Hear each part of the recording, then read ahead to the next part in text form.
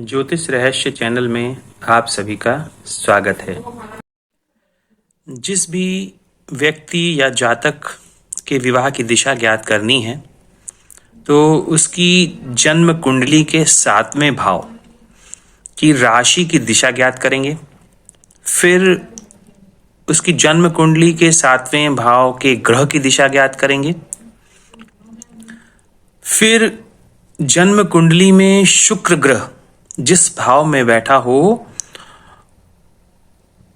उसको प्रथम भाव मान करके 7वें भाव में जो राशि आए उस राशि के स्वामी की दिशा ज्ञात करेंगे। उपरोक्त तीनों तरीकों से प्राप्त दिशा में जो दिशा अधिक बार आएगी उस दिशा में विवाह हेतु आपके बेटे या बेटी के जीवन साथी मिलने की संभावना अधिकतम होगी। उसके बाद दूसरी दिशा में तलाश की जा सकती है। विवाह की दिशा जातक यानी कि बेटे या बेटी के जन्म स्थान से देखेंगे। स्क्रीन पर आपको 12 राशियां दिखाई दे रही हैं। मेष, वृष, मिथुन, कर्क, सिंह, कन्या, तुला, वृश्चिक, धनु, मकर, कुंभ और मीन। उनके सामने उनकी दिशाएं दी हुई हैं। आप इस स्क्रीन की सहायता से दिशा का ज्ञान कर सकते हैं।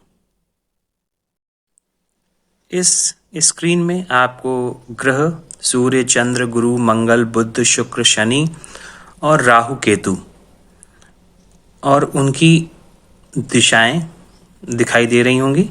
इनकी सहायता से आप ग्रह की दिशा का ज्ञान कर सकते हैं। आइए एक उदाहरण से समझते हैं। स्क्रीन पर आपको एक कुंडली दिखाई दे रही है जिसके प्रथम भाव में 1 लिखा हुआ है। इस प्रथम भाव को लग्न भाव भी कहते हैं। इस लग्न भाव में मेष राशि है, अतः यह कुंडली मेष लग्न की है। प्रथम भाव से 7वें भाव में तुला राशि है और तुला राशि की दिशा होती है पश्चिम। इसी 7वें भाव में शनि ग्रह विराजमान है। शनि ग्रह की दिशा होती है पश्चिम। अब शुक्र ग्रह इस कुंडली के 12वें भाव में विराजमान है।